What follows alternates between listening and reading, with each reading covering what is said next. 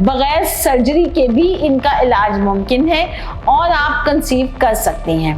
Back flow जाता है और अंडेदानियों में भी खून की मिकदार जमा होने लग जाती है। हार्मोनल इम्बैलेंस को करेक्ट करने से ये सिस्ट खुद रिजॉल्व हो जाती है।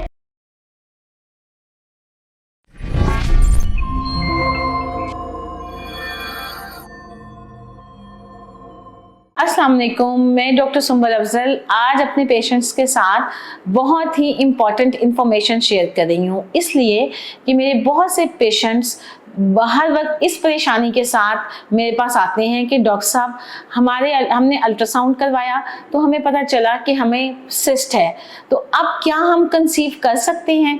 क्या हम नॉर्मली बेबी प्रोड्यूस कर सकते हैं या हमें सिर्फ ऑपरेट ही करवाना पड़ेगा? और ऑपरेट के बाद क्या हमारी अंडेदानियां इस काबिल रहेंगी कि हाँ अंडे बन सकें और दोबारा हम प्रेग्नेंट हो सकें या कंसीव कर सकें? और इसके अलावा क्या हमारी फैमिली लाइफ तो नहीं इफेक्ट होगी? और अभी तो डॉक्टर साहब मेरी शादी को बहुत कम अरसा हुआ है और मेरे ससुराल वाले बहुत परेशान हैं कि क्या आपकी सर्जरी करनी पड़ेगी इस सिस्ट के लिए। तो क्या आप इन सारे सवालों का जवाब यही है कि आपको मैं वजूहात बताऊंगी और उनका सलूशन बताऊंगी कि सिस्ट की टाइप्स क्या हैं, इनको हम कैसे ट्रीट कर सकते हैं। बगैर सर्जरी के भी इनको ट्रीट किया जा सकता है और इनके साथ भी आप कंसीव कर सकते हैं। कतअन हर सिस्ट में सर्जरी की जरूरत नहीं होती। मेरी वीडियो को मुकम्मल देखिएगा, शेयर कीजिएगा, लाइक कीजिएगा ताकि बहुत सारे कपल का फायदा हो सके। अब बात करते हैं सिस्ट की। सिस्ट क्या है? बाज़ औक़ात सिंपल पानी की थैलियां बनती हैं जिसकी वजह से हार्मोनल इम्बैलेंस होता है, वेट गेन होता है और इन सारी अलामात को हम पीसीओ कहते हैं, पॉलीसिस्टिक ओवेरियन डिजीज। इसमें हार्मोनल इम्बैलेंस की वजह से ही प्रॉब्लम आती है और सिस्ट बन जाती हैं। अब ये सिस्ट पानी की है, मतलब सादा है, इसके अंदर कोई खून की मिकदार मौजूद है जिसे कॉम्प्लेक्स सिस्ट कहते हैं, या इसके अंदर बहुत ज्यादा और ज्यादा मवाद है जैसे कि डर्मोइड सिस्ट है।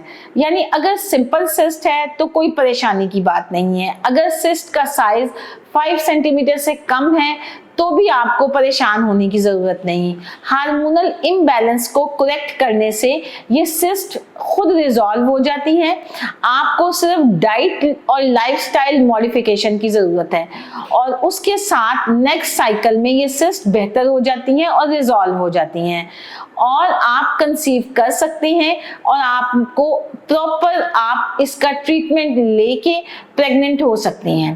अब हम बात करते हैं एंडोमेट्रियोसिस की, वो सिस्ट जिसके अंदर खून की मिकदार भी मौजूद होती है, यानी खून वाली थैलियां, यानी हर माहवारी के साथ ये थैलियां भरती हैं ब्लड से।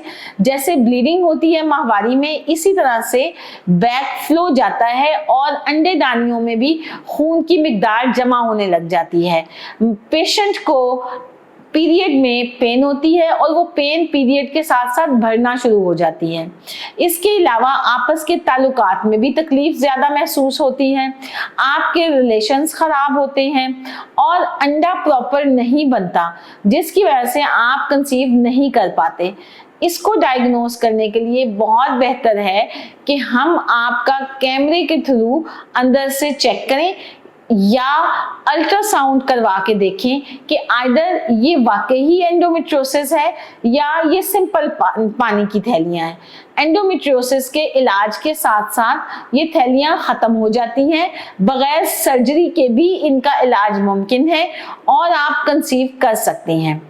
एंडोमेट्रियोसिस में मुख्तलिफ ग्रेड होते हैं और इनका ट्रीटमेंट अगर प्रॉपरली आप लेते हैं तो इसमें आपको सर्जरी की ज़रूरत नहीं रहती।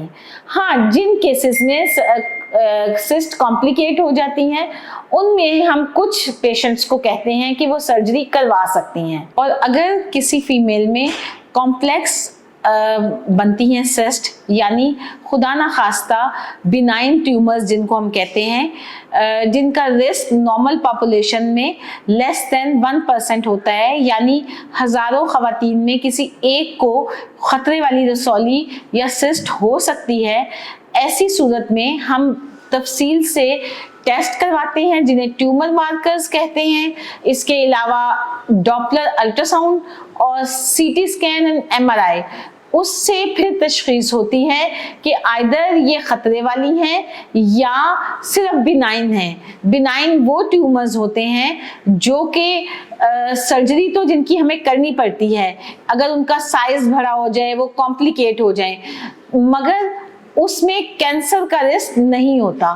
तो ऐसे ट्यूमर्स का ट्रीटमेंट भी सिर्फ मुमकिन तभी हो सकता है जब हम प्लान करें आफ्टर इन्वेस्टिगेशन, अल्ट्रासाउंड और सीटी स्कैन कि रीज़न क्या है, और फिर हम उनकी सर्जरी प्लान करते हैं। मगर सर्जरी के बाद ज़रूरी नहीं कि आप कंसीव ना कर सकें, क्योंकि अंडेदानी में एक सलाहियत मौजूद है कि अगर ये हम हाफ या 2/3 रिमूव करते हैं तो ये रीग्रो करती है, यानी ये अपना फंक्शन दोबारा अटेन कर लेती है।